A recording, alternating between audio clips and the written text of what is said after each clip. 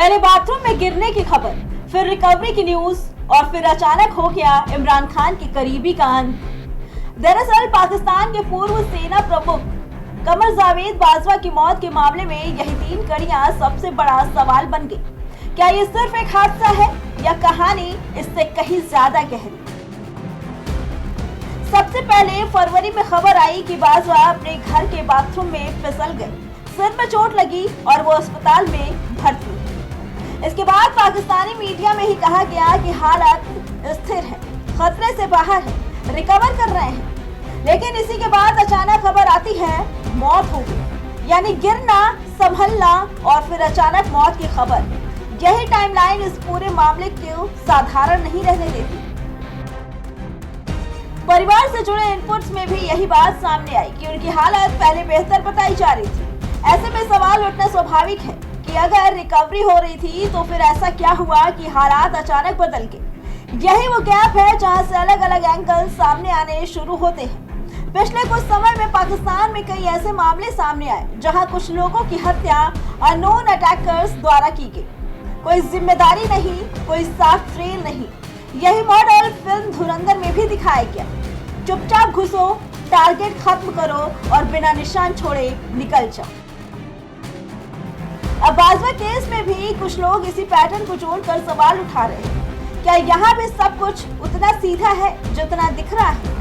हालांकि अब तक ऐसा कोई सबूत सामने नहीं आया जो इस एंगल को साबित करे। दूसरा एंगल पाकिस्तान की सेना के अंदरूनी समीकरणों से जुड़ा है। मौजूदा सेना प्रमुख आसिम मुनीर के दौर में पावर स्ट्रक्चर बदला है। बाजवा जो 2016 से 2022 तक सेना प्रमुख रहे, उनका प्रभाव रिटायरमेंट के बाद भी माना जाता था। ऐसे में सवाल उठता है कि क्या उनका अचानक इस तरह से बाहर हो जाना सिर्फ एक संयोग है या इसके पीछे कोई बड़ी अंदरूनी कहानी हो सकती है। इस एंगल पर भी कोई आधिकारिक पुष्टि नहीं है, लेकिन चर्चा लगातार हो रही है। बाजवा का कार्यकाल भी विवादों से जुड़ा रहा। इमरान खान के साथ उनके रिश्ते, आईएसआई चीफ की नियुक्ति को लेकर मतभेद और संपत्ति में तेजी से बढ़ोतरी के आरोप, ये सभी मुद्दे पहले से ही चर्चा में थे। रिपोर्ट्स में दावा किया गया कि उनके परिवार की संपत्ति में बड़ा इजाफा हुआ। मौत के बाद ये सारे पुराने मुद्दे फिर सामने आ गए और इस केस को और भी ज्यादा संवेदनशील बना रहे हैं। पाकिस्तान का इतिहास भी ऐसे मामलों में सवालों से भरा रहा।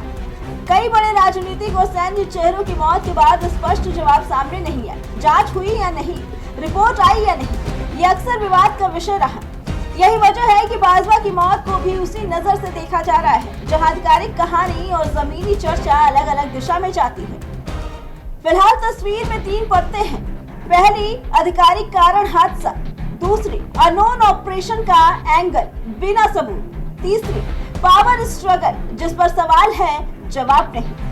सच इन तीनों में से क्या है यह भी साफ नहीं है, लेकिन इतना जरूर है कि ये मामला अब सिर्फ एक मौत की खबर नहीं बल्कि पाकिस्तान के सिस्टम और उसकी पारदर्शिता पर खड़े होते सवालों की कहानी बन चुका है।